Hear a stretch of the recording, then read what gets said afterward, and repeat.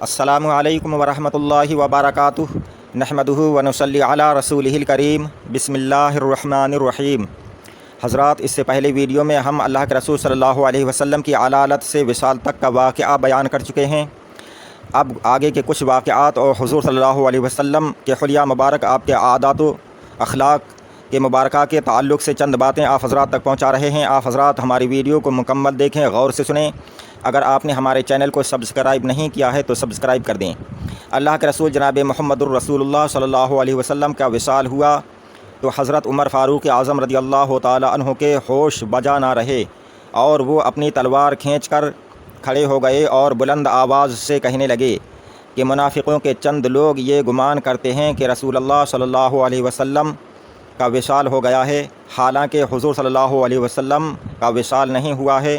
وہ اپنے رب کے پاس اس طرح گئے ہیں جس طرح حضرت موسیٰ علیہ السلام گئے تھے۔ وہ ضرور تشریف لائیں گے اور لوگوں کے ہاتھ اور پاؤں کاٹیں گے، یعنی منافقین کے۔ حضرت عمر فاروق اعظم رضی اللہ تعالی عنہ یہی باتیں کہہ رہے تھے کہ حضرت ابو بکر صدیق رضی اللہ تعالی عنہ آئے اور انہوں نے یہ باتیں سنیں اور حضرت عمر فاروق اعظم سے کہا کہ خاموش رہو، مگر حضرت عمر فاروق اعظم رضی اللہ تعالی عنہ نے اس کی مطلق پرواہ نہ کی۔ تو حضرت ابو بکر صدیق رضی اللہ تعالی عنہ نے ایک دوسری طرف کھڑے ہو کر لوگوں کو مخاطب کیا۔ جتنے بھی لوگ حضرت عمر فاروق اعظم رضی اللہ تعالی عنہ کے پاس جمع تھے، وہ سب ان کو تنہا چھوڑ کر حضرت ابو بکر صدیق رضی اللہ تعالی عنہ کے پاس چلے آئے۔ حضرت ابو بکر صدیق رضی اللہ تعالی عنہ نے بعد حمد و ثنا کے فرمایا کہ لوگو، اگر تم حضرت محمد مصطفیٰ صلی اللہ تعالی علیہ وسلم کو پوجتے تھے تو حضور صلی اللہ علیہ وسلم انتقال فرما گئے، اور اگر اللہ تعالیٰ کی پرستش کرتے تھے تو اللہ تعالیٰ بے شک زندہ ہے اور وہ کبھی نہیں مرے گا۔ پھر انہوں نے حضرت ابو بکر صدیق نے قرآن مجید کی یہ آیت کریمہ پڑھی، وما محمد الا رسول قد خلت من قبلہ الرسل افإن مات او قتل انقلبتم على اعقابکم ومن ينقلب على عقبیہ فلن یضر اللہ شیئا وسیجزی اللہ الشاکرین۔ اور محمد صلی اللہ علیہ وسلم اللہ کے رسول ہیں، ان سے پہلے اور بھی رسول گزر چکے ہیں، پس کیا اگر حضرت محمد صلی اللہ علیہ وسلم انتقال فرما جائیں یا شہید ہو جائیں تو تم لوگ اپنی پرانی حالت کفر کی طرف لوٹ جاؤ گے، اور جو شخص حالت کفر کی طرف لوٹ جائے گا وہ اللہ کو کوئی نقصان نہ پہنچا سکے گا، اور عن قریب اللہ تعالی اسلام پر ثابت قدم رہنے والوں کو جزا دے گا۔ حضرت ابو بکر صدیق رضی اللہ تعالی عنہ کی زبان سے قرآن مجید کی ان آیات کا سننا تھا کہ ایک دم مجمع سے وہ حیرت کا عالم دور ہو گیا۔ حضرت عمر فاروق کہتے ہیں کہ پہلے میں نے حضرت ابو بکر کے کہنے پر مطلق خیال نہ کیا، لیکن جس وقت انہوں نے یہ آیت کریمہ پڑھی تو مجھ کو یہ معلوم ہوا کہ گویا یہ آیت اسی وقت نازل ہوئی ہے۔ فرماتے ہیں کہ مارے خوف کے میرے پاؤں تھرا گئے اور میں نے سمجھ لیا کہ حضور صلی اللہ علیہ وسلم کا انتقال ہو گیا ہے۔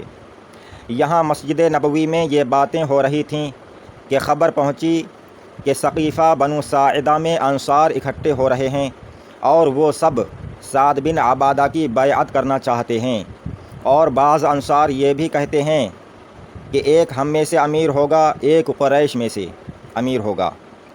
یہ خبر سن کر حضرت ابو بکر صدیق، حضرت عمر اور انصار کے کچھ حضرات کو ساتھ لے کر اس نامناسب حالت کی اصلاح اور روک تھام کے لیے ثقیفہ بنو ساعدہ کی طرف روانہ ہوئے، اور حضرت علی، حضرت عباس، حضرت اسامہ، حضرت فضل بن عباس وغیرہ حضور صلی اللہ علیہ وسلم کے قریبی رشتہ داروں کو حضور صلی اللہ علیہ وسلم کی وصیت کے موافق تجہیز و تکفین کے اہتمام پر متعین فرما گئے۔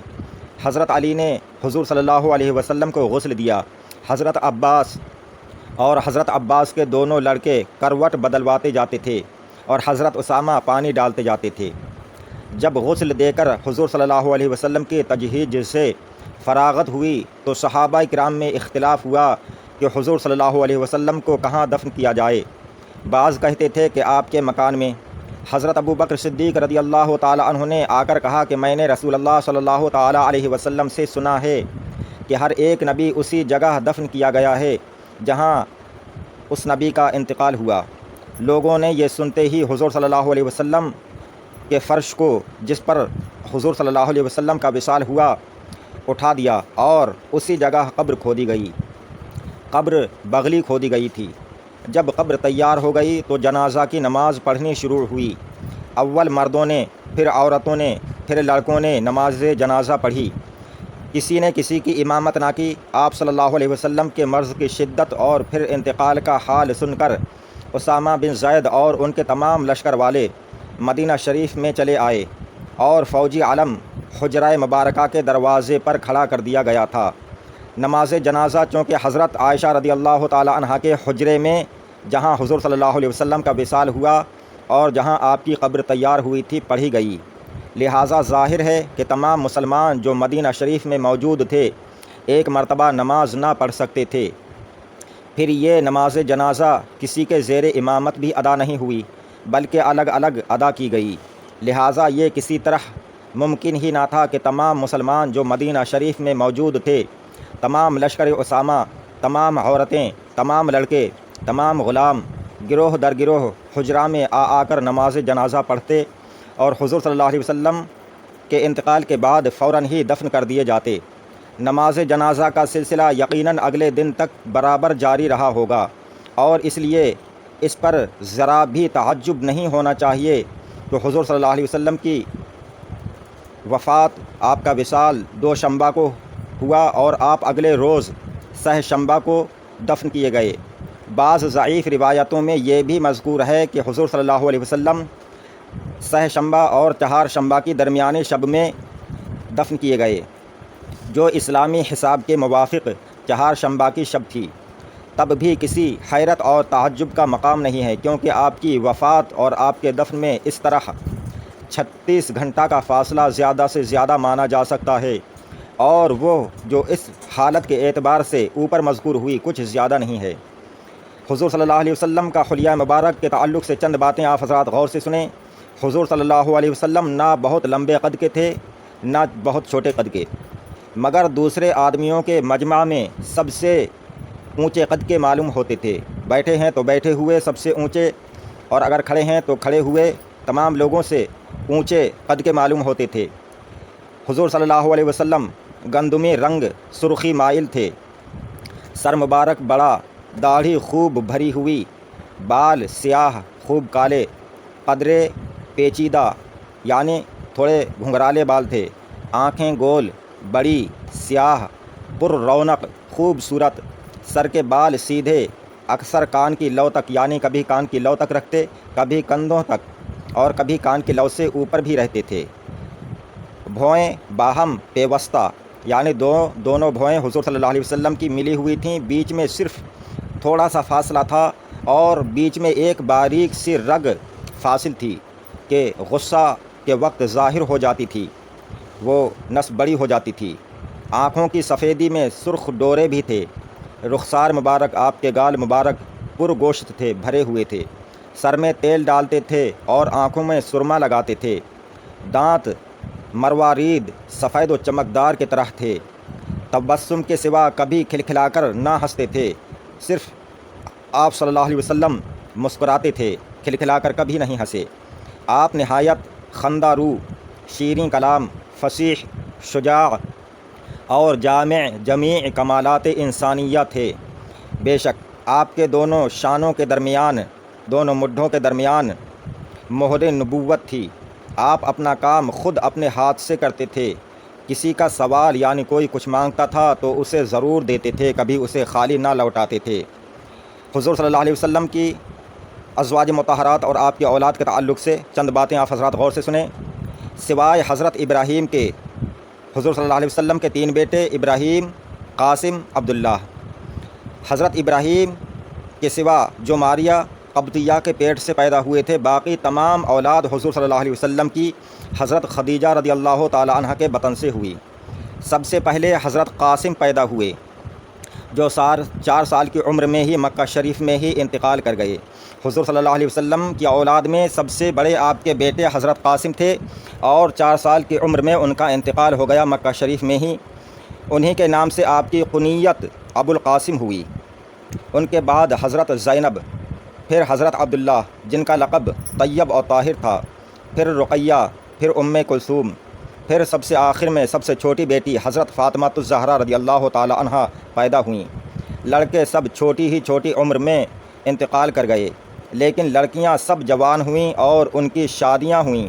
لیکن حضور صلی اللہ علیہ وسلم کے اولاد میں سوائے حضرت فاطمہ کے جو سب سے چھوٹی بیٹی تھیں، اور کسی بیٹی سے حضور صلی اللہ علیہ وسلم کی نسل نہیں چلی۔ حضرت فاطمہ کے 4 بچے ہوئے، 2 بیٹے حضرت امام حسن اور امام حسین، اور 2 بیٹیاں حضرت زینب اور کلثوم رضی اللہ تعالی عنہم۔ حضور صلی اللہ علیہ وسلم کی زندگی کے حالات پڑھنے سے معلوم ہوتا ہے کہ آپ صلی اللہ علیہ وسلم ماں کے پیٹ ہی میں یتیم ہو گئے تھے۔ آپ صلی اللہ علیہ وسلم کی زندگی یتیمی اور بے کسی کی حالت سے شروع ہوئی، مگر جب حضور صلی اللہ علیہ وسلم کا وصال ہوا تو تمام ملک عرب کے آپ شہنشاہ تھے، بادشاہ بن گئے تھے۔ عرب کا کوئی صوبہ ایسا نہ تھا جہاں آپ کی دنیاوی حکومت اور شہنشاہی نہ ہو گئی ہو۔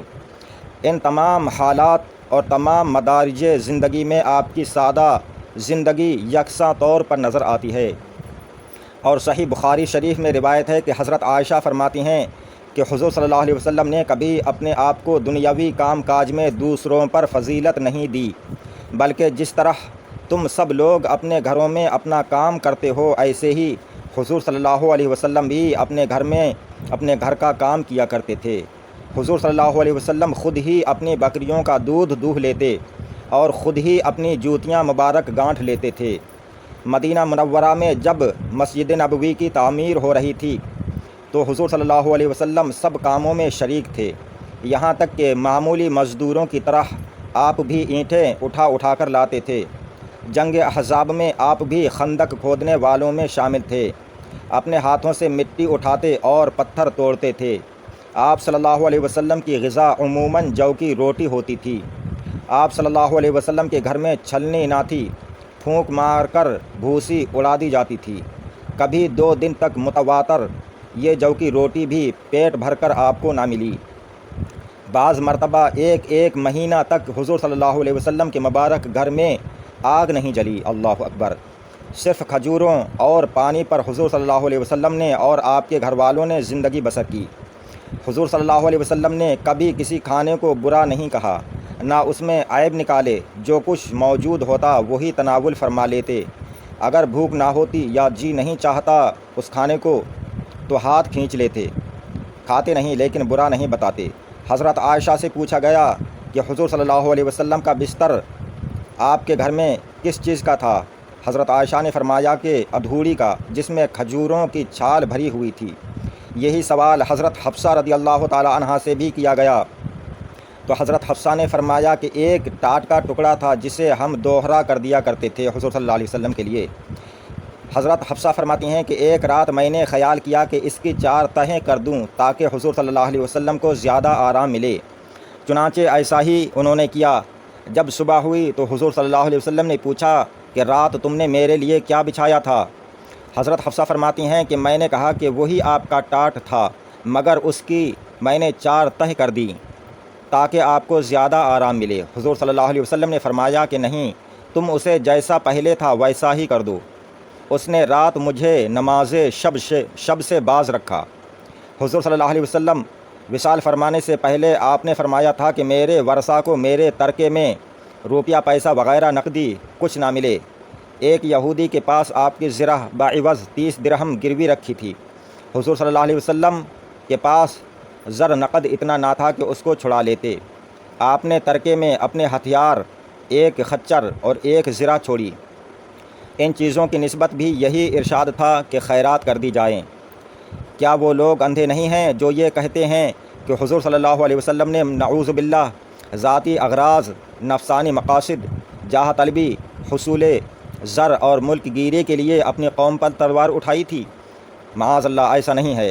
حضرت انس کا بیان ہے کہ میں 8 برس کا تھا جب حضور صلی اللہ علیہ وسلم کی خدمت میں حاضر ہوا اور برابر 10 برس تک خدمت نبوی میں رہا، مگر اس طویل مدت میں کبھی ایک مرتبہ بھی آپ صلی اللہ علیہ وسلم نے اف تک نہیں کی، اور نہ یہ فرمایا کہ یہ کام کیوں نہ کیا۔ اور نہ یہ فرمایا کہ یہ کام کیوں کیا۔ آپ صلی اللہ علیہ وسلم کی زبان سے کبھی کوئی فحش اور بیہودہ کلمہ نہیں نکلا۔ حضرت ابو ہریرہ فرماتے ہیں کہ ایک مرتبہ لوگوں نے آپ سے کہا کہ مشرکین کے لیے بد دعا کیجیے۔ حضور صلی اللہ علیہ وسلم نے فرمایا کہ میں لعنت کرنے کے لیے نہیں آیا ہوں، بلکہ اللہ تعالیٰ نے مجھے رحمت بنا کر بھیجا ہے۔ حضرت عائشہ رضی اللہ تعالی عنہا فرماتی ہیں کہ آپ کی طبیعت میں بیہودگی اور لغویت بالکل نہ تھی۔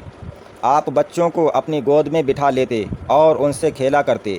مریضوں کی عیادت اور مزاج پرسی کے لیے شہر کے دور دراز محلوں میں حضور صلی اللہ علیہ وسلم تشریف لے جاتے تھے۔ جس کسی سے ملتے پہلے خود سلام کرتے۔ کبھی ایسا نہیں ہوا کہ کسی نے آپ سے مصافحہ کیا ہو اور آپ نے اس کے ہاتھ کھینچنے سے پہلے اپنا مبارک ہاتھ کھینچ لیا ہو۔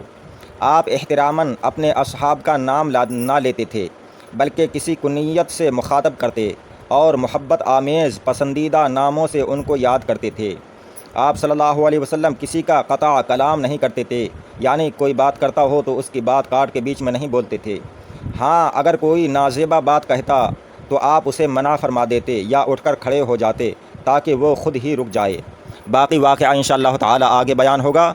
آپ ہمارے یوٹیوب چینل سے جڑے رہیں۔ اگر آپ نے ہمارے چینل کو سبسکرائب نہیں کیا ہے تو سبسکرائب کر دیں۔ السلام علیکم، خدا حافظ۔